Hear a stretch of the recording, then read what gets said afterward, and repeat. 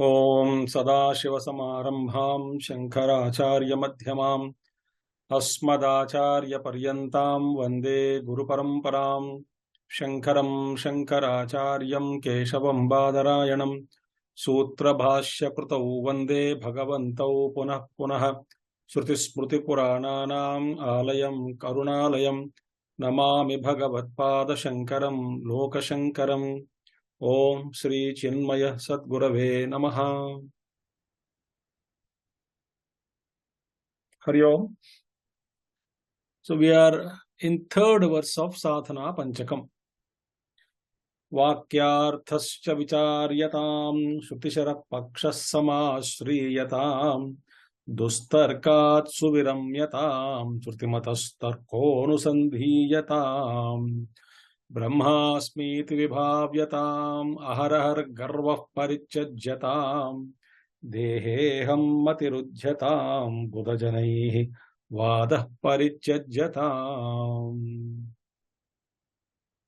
So we saw in the last class up to Srutimatah Tarkaha Anusandhiyata. So in this third verse, first line speaks about Shravanam, second line speaks about Mananam, right? And the third line, Brahmasmiti vibhavyatam Aharahar Garvah Parichajyatam. This indicates Nididhyasanam. In Vedanta, there are only three sadhanas. Atmavare drashtavyaha, shrotavyo, manthavyo, nididhyasitavyaha. Atma has to be seen. Seen means understood, realized, awakened, experienced, whatever. Experience without experiencer. That's that state of realization. Achieved through what? Shravanam, Mananam and Nididhyasanam. So what is Nididhyasanam is indicated here. Here the meaning is Brahmasmiti vibhavyatam. See, I am Brahman. Iti vibhavyatam. Always be absorbed in the thought, in the attitude that I am Brahman. That is the meaning. Aham Brahmasmi. I am Brahman. See, people misunderstand, general people, not those who have studied Vedanta under a teacher. They say Aham Brahmasmi is translated as people, general common people. They complain. How can you say, how can you claim that I am God? See, Aham Brahmasmi is not equal to I am God. God is whom we refer to Ishvara. Ishvara has, who is Ishvara? Who is Sarvajnatva, Sarvavyapakatva, omniscient, omnipotent, omnipresent. The omnipresent, present everywhere, omniscient, all-knowing, right? So, omnipresent, omniscient, all these qualities Ishvara has. Omnipotent, all-powerful. But Jiva is not like that. So, we don't claim, I am that omnipotent God and all. That is Ishvara qualities. But essence of Ishvara, who is Ishvara? Shuddha Chaitanyam. And who is Jiva? Shuddha Chaitanyam. So Jiva Upadhi, if we removed, and Ishvara Upadhi also is kept aside, essentially what is there in Jiva is pure consciousness. And what is the true nature of Ishvara is unconditioned consciousness. So this consciousness is one and they are not two. So in one eternal consciousness, Ishvara and Jiva are two superimpositions. Ishvaratva is, Ishvara is God. So we don't say I am God, I am Brahman. In essence, I am the pure eternal consciousness. So that we have to again and again. And vibhavyatam. One should absorb in the idea that I am Brahman firmly. This is understood only when we study scriptures from a teacher in a systematic manner. So again and again, mind again brings us back to the notion that I am everything other than Brahman. Oh, I am the body, I am the mind, I am frustrated jiva, I am sorrowful, I am not complete, I am this, I am that. So I don't claim that my essential nature as I am Brahman. I keep on talking about everything as me. I am this, I am that, except I am Brahman. Every other identification with many things I identify. So we are identified with many things. So our identification with all those things should be withdrawn. And again I must assert that I am Brahman. But this conviction is brought out. Otherwise, suddenly if somebody is asked, oh, you are Brahman, if he has not got that Vedanta samskara, he has not heard scriptures under a teacher systematically, he had not heard Shravanam from a teacher, he has not reflected, naturally he cannot accept it. The person says, no, it's impossible to say that I am Brahman or I am that Supreme. In fact, I am Brahman is translated as I am God. So all such confusions are there. So only after Shravana and Mananam, the what you call Vagyarthasya Vicharyatam. So we should reflect on the meanings of the Upanishadic statements. That is possible only through Shravanam. Then Mananam. All that, opposite notions are systematically analyzed and deleted or rejected through logic that we saw in the last class. Then I get a doubt-free understanding and knowledge that yes, having understood the master, the teacher, and the scriptures, the Guru only speaks about scriptures. So Shastra and Guru both made me understand, essentially I am Brahman through Mahavakya Vichara. So having convinced that way, again and again absorbing ourselves in the thought that I am Brahman, I may slip in between, but till we get Sthita Pratishtita, the one whose prajna, consciousness is deeply rooted, saying that I am Brahman. Bhagavan Shankaracharya says that, one who is well established in the thought, one whose prajna or consciousness well established in the idea that I am Brahman, he is called Sthita Prajna. Sthita Prajna. We see in that second chapter of Bhagavad Gita. Sthita Prajna Lakshanas. Who is Sthita Prajna? Bhagavan Shankaracharya explains. One who is very well established in the idea, very firmly, without any doubt. Nobody can bring him out of that thought, of that understanding that I am Brahman. He is deeply rooted in that. He is Sthita Prajna. So to practice, to establish oneself in that idea, I am Brahman firmly, is called Nididhyasanam. Think. So what is Nididhyasanam here? Didhyasa. Dhyatum icha. Nischayena. So Nischayena means without any doubt, with firm conviction. One who is established in the idea, I am Brahman. So in order to, mind again goes identified with other things, no, I must bring back again and again, assert myself, my divinity. And that process continuously when we do, it is called Nididhyasanam. See? So in Panchadashi, Bhagavan, our Vijayarman so beautifully says, Tabhyam nirvichiketserthe chetasastapitasyayat ekata natvametadhi Nididhyasanamuchyate. Tabhyam means what? Through Tabhyam means through Shravana and Manana. Nirvichikitse arthe. Nirvichikitse arthe means in the meaning of the doubt-free understanding and the doubtless meaning. Nirvichikitsa. Vichikitsa is doubt. Nirvichikitsa, no doubt. Arthe in the firm meaning. A doubtless meaning. The meaning of the scriptures. And I have no doubt about it. So, when the doubtless meaning of the Mahavakya takes place, Chetasah Stapitasayat, and of the one whose mind is well established, Ekatanatvam. Ekatanatvam means what? One single pointed thought that There is no question of doubt in that. Seeing thought flow, single pointed thought flow, ekatanatvam.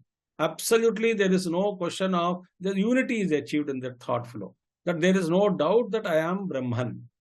Ekatanatvam etadhi nididhyasana muchyate. This is called nididhya, ekatanatvam. After Saravana and Manana, when the mind is fully established, nirvichikitsayarthe chetasasthapitasya yat, and that firm understanding, firmly rooted in that understanding, is called nididhyasanam. So, whenever the mind goes out, again and again bring back the mind and assert myself, my divine nature. I am not this, neti neti, I am this. That assertion is called nididhyasanam. Think. So here another beautiful thing is what? Nididhyasanam is what? Vijatiya dehadi pratyaya rahita advitiya vastu sajatiya pratyaya pravaho nididhyasanam. See? Vijatiya dehadi pratyaya rahita. All those, streams of ideas, which are actually contrary to the truth. Vijatiya.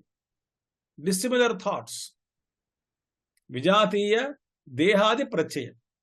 Deha adi, I am the body, thought. Pratyaya, thought. I am the body, one thought. I am the mind, another thought. I am hungry, I am angry, I am this, I am that. I am sukhi, I am dukhi. So, deha adi, vijatiya deha adi pratyaya rahitaha, advitiya vastu sajatiya pratyaya. And there is one continuous, unbroken thought flow of that advitiya vastu, the one without a second. That knowledge, that Brahman, that is me, advitiya vastu, that single thought flow. So, same ideas are flowing continuously. Sajatiya vastu pravahaha. And this is called nididhyasanam. So, it's the idea, the stream of ideas of the same kind. There is no doubt about it. I am that, I am that. And see, even though we have completed Saravana and Mananam, but the conviction has not taken place fully because mind is slipping again and again. So for this conviction alone, I need to do nididhyasanam. So beautiful.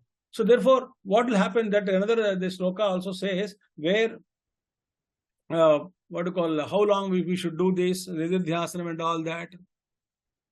So Bhagavan, Vijayar Muni so beautifully says, this is another sloka, very wonderful. He says that Vicharya aparokshena brahmatmanam na vetti chet aparokya avasanatvat bhuyo vicharayet. Very beautiful sloka it says. It says, see, Vicharya api, having, even though after inquiry, when inquired, what is that? What is the nature of Tattva? What is the nature of Tvam? We said, no, Ishvara is Shuddha Chaitanyam minus Upadhi. Jiva is also Shuddha Chaitanyam minus Upadhi. Thus, after inquiry with the help of Shravana and Mananam, Vicharya, and also, although when inquired, after Shravana and Mananam, Vicharya api, Brahma Atmanam aparokshena na vetti chet.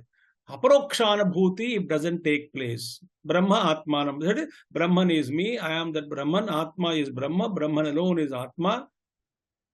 This Brahma Atmanam na vetti chet. Even after inquiry, if this realization has not yet come about, that I am Brahman, then what is to be done? Aparoksha avasanatvat bhuyo vicharayet.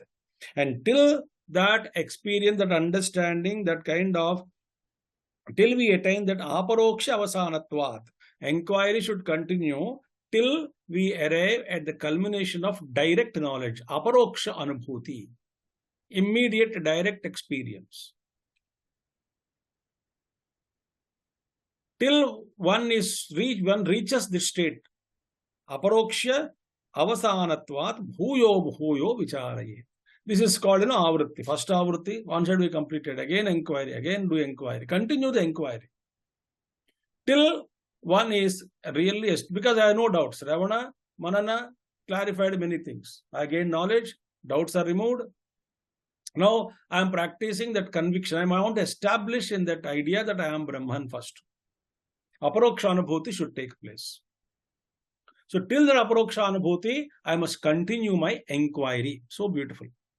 And then Bhagavan, with Shankara Vidyarthi Muni says, Vicharayan namaranam naivatmanam labheta chet janmantare labhetaiva pratibandhakshaye sati. Vicharayan amaranam. Amaranam till till the one attains his death, one reaches one's own death. Till one's death. Vicharayan. So inquiry is continued till one's death. Still Naiva Atmana Labheta Chet. If one has not got this aparoksha anubhuti, direct, immediate experience that I am Brahman, then what? Janmantare labheta eva pratibandhakshaye sati. So you will definitely get, don't worry about it. Keep on doing it. That's sadhana. And janmantare, definitely in another life, self-realization will take place when pratibandhakshaye sati. When all the obstacles are removed, pratibandhakas means obstacles are removed. This realization takes place. So don't worry about it.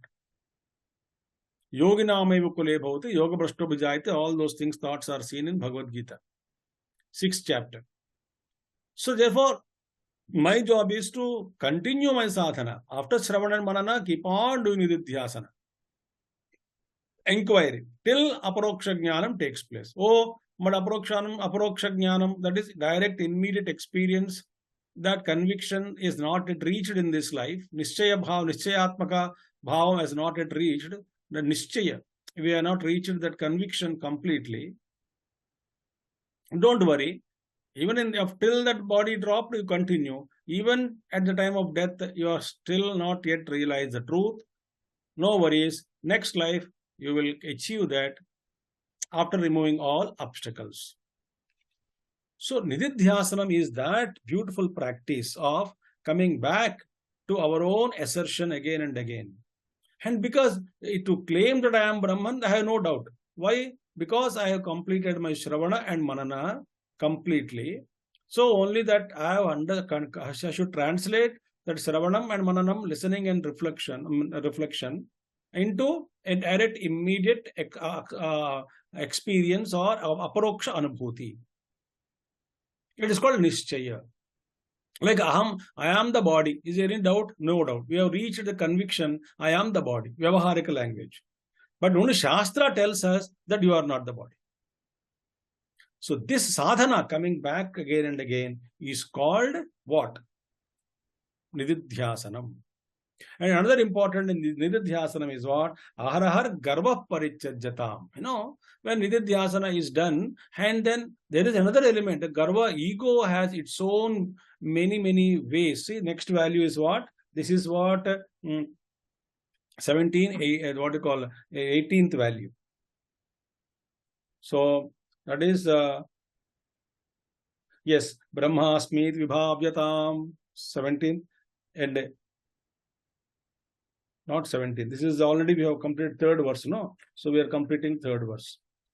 So 16, 17, 21st value is Brahmasmit vibhavyatam, arahar garva parichajyatam. And next value is what? Aharahar garva parichajyatam. Again and again renounce pride. Aharaha garvaha parichajyatam. So give up the, what do you call, again and again give up this pride, renounce pride again and again, again and again, again and again. Renounce pride. This is 22nd value. 22nd value is what? And then when we are doing nididhyasana also, so 21st value, Brahmasmit vibhavyata. 22nd value or pointer is what? Again and again renounce the pride. Because the ego has its own subtle means and ways of keeping itself alive.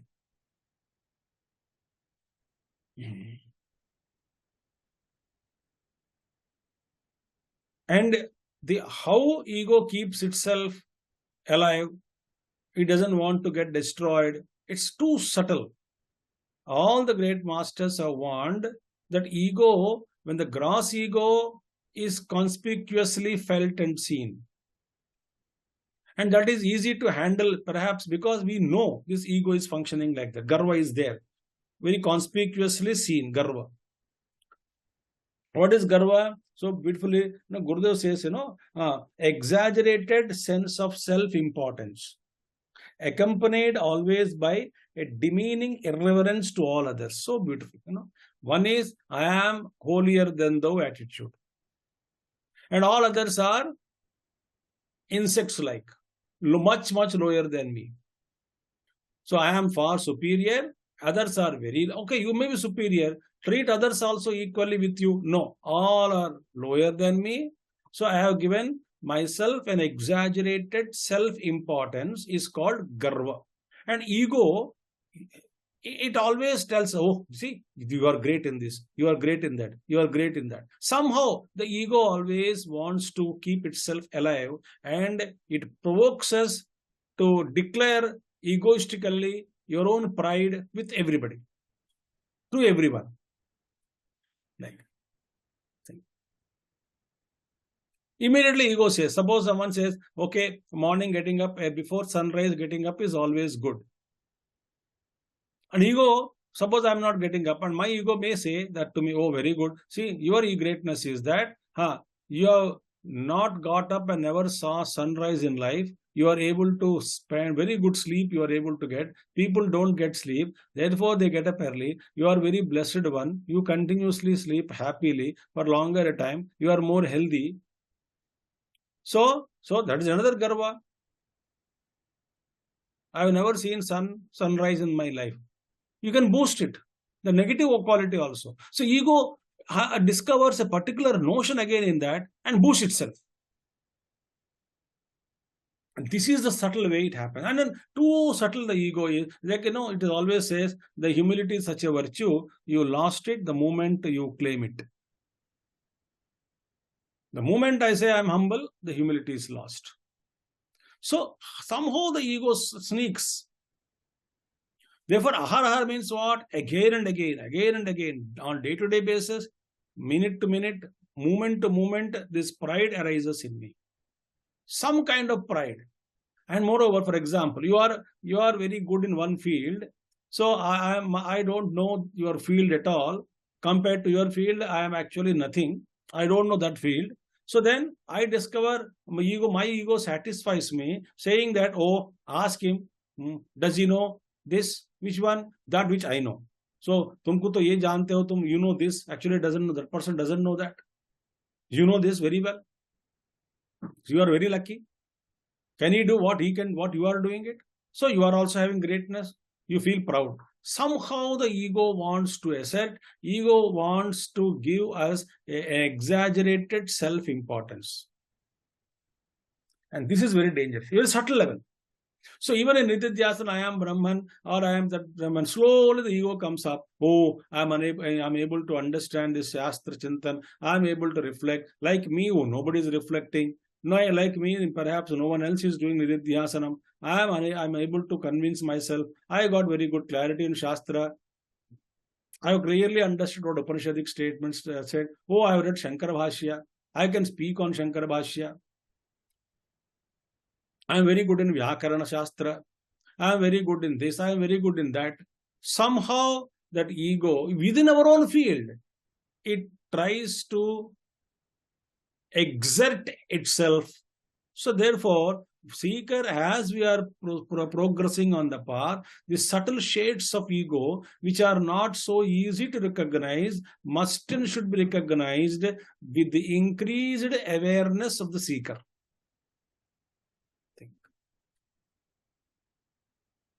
And what is the grosser side of ego? Normal, Bhagavan Shankaracharya spoke about it. Ma kuru dhana jana yauvana garvam harati nimeshat kala sarvam.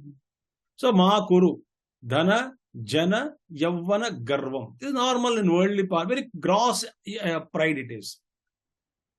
Dhana garvam. I have so much of wealth, property. Jana, I have so many followers behind me. Yavana Garvam, I am very young, I am very healthy, I don't have cholesterol, I am 62, my cholesterol is very under this one, I am able to do run, I am able to walk, I am able to do yoga. Another ahankara. You may do walking, you may do what you call yoga asanas, all that is fine, that's okay, no problem. But These are the things are taken by ego and it projects as though something you are important, you are special, you have got something unique in life, which others have not got, or many others have not got it.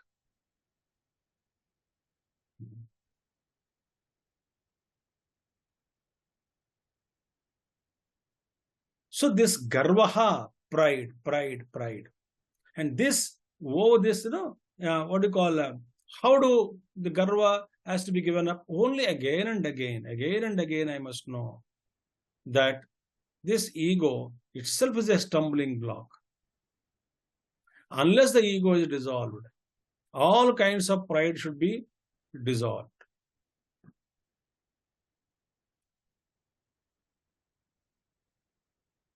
And this is the culprit.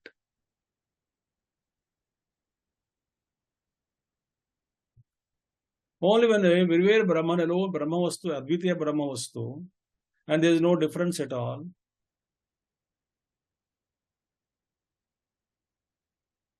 How can this pride can come actually if everything is you?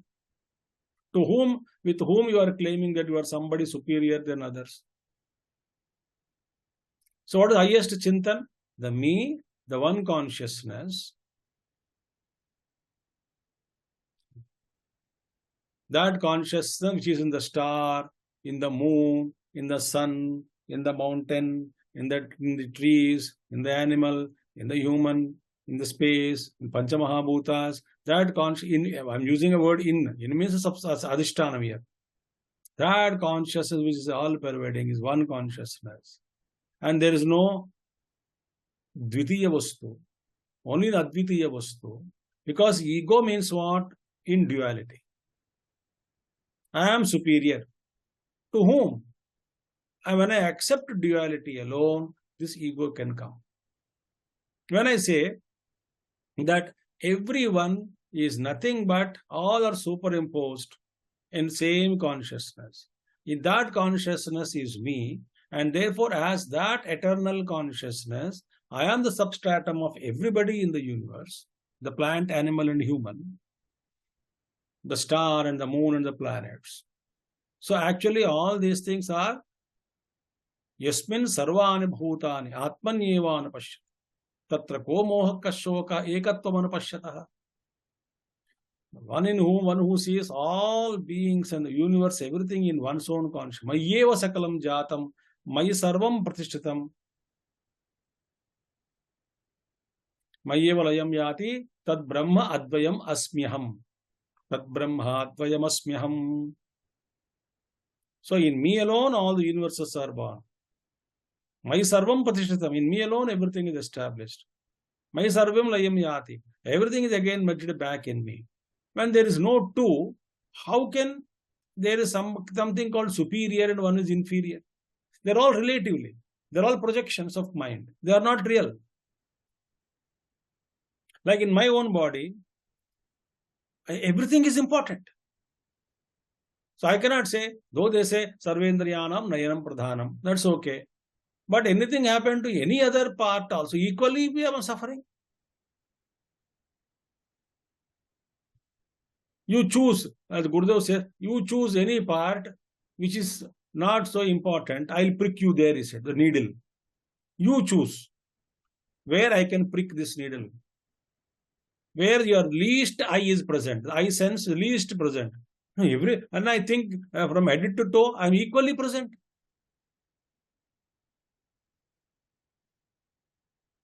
You know the value of thumb, you know the value of index finger, you know the value of middle finger, you know ring finger, little finger. Every finger is important. If one finger is out of action, we know how difficult it is to run. So I am alone pervading whole body. And everything is in me. So with respect to this, different parts are seen because eyes are not the nose, nose is not the ear, ear is not the mouth is not the hand, all different. Yet I cannot say this is superior, that is inferior, because me alone is pervading everywhere. When this sense has come, I don't have any garva. Any part cannot exhibit any superiority or exaggerated self-importance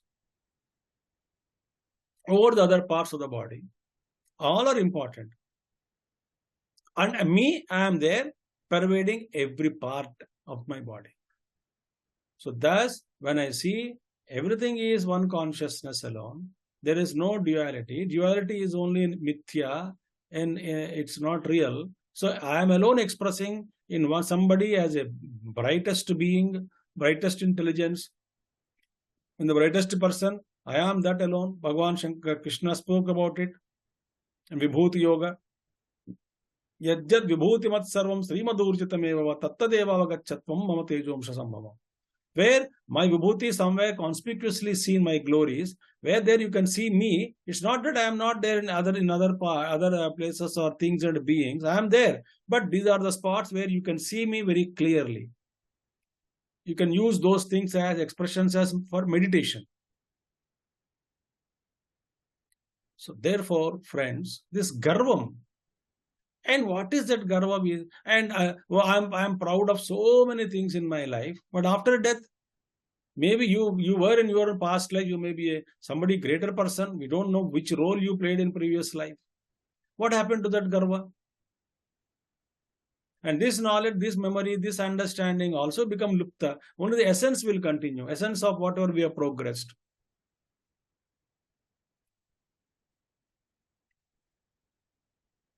I was a rich man in the past life, having so many cars and bungalows and this one. I was having that ego, pride, people serving me. And last life I died. This life I am born in this way.